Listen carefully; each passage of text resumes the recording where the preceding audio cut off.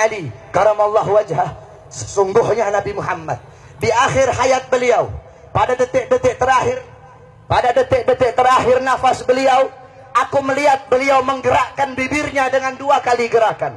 Ketika itu aku mendekatkan telingaku. Ketika aku mendekatkan telingaku, aku mendengar beliau berkata, ummati, ummati, kata beliau. Ketika itu saudara-saudara, ketika itu Allah berkata kepada Jibril, wahai Jibril, engkau turun, beritahu kepada Muhammad bahwasanya aku memberikan kepada dia 2 pilihan.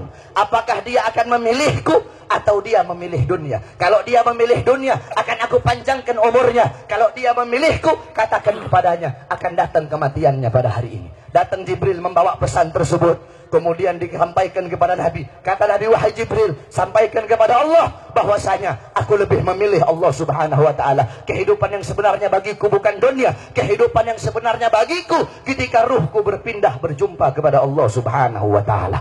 Akhirnya saudara-saudara, datanglah Israel. Datang Israel untuk mencabut nyawa Nabi Muhammad SAW. Ketika itu Nabi Muhammad SAW terbaring di rumah Sayyidatuna Aisyah di atas kasurnya. Ketika itu datang Israel. Israel pun izin untuk mencabut nyawa Nabi Muhammad.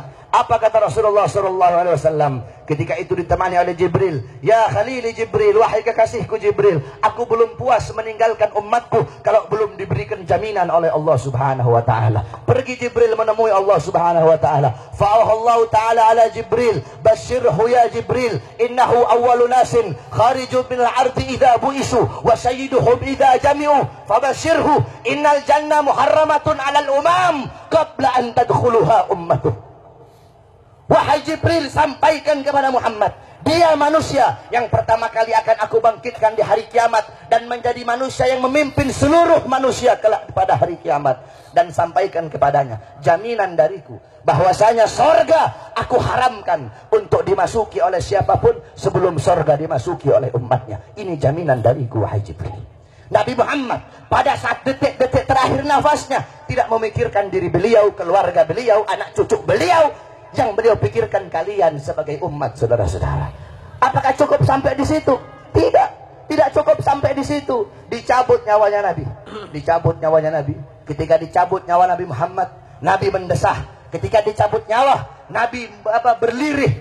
Ah, kata Nabi. Dicabut lagi nyawa Nabi. Nabi berkata, ah.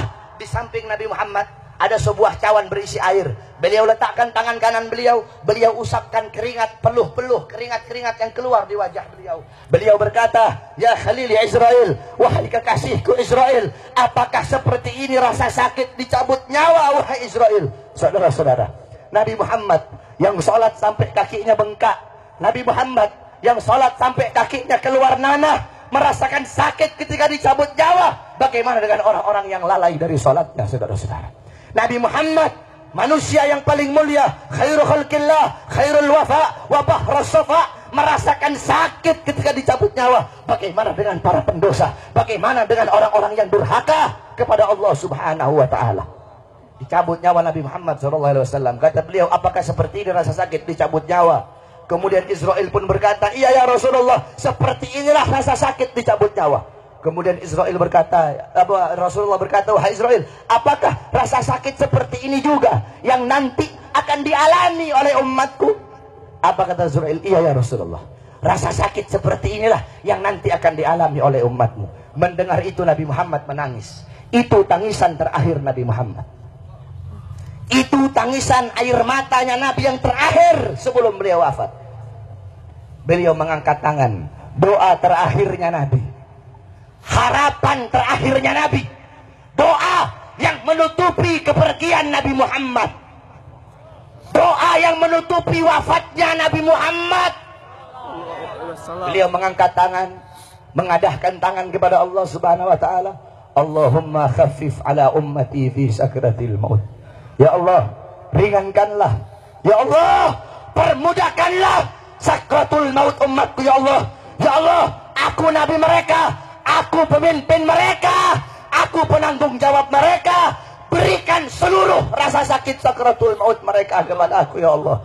Biar aku menanggung rasa sakit sakratul maut umatku ya Allah. Umatku tidak akan kuat, umatku tidak akan mampu ya Allah. Biar aku menanggung seluruh sakratul maut mereka. Berikan rasa sakit sakratul maut mereka kepada aku ya Allah. Di mana kalian untuk Nabi Muhammad? Apa yang telah kalian lakukan untuk Nabi Muhammad SAW? Sudahkah kalian menyenangkan hatinya Nabi?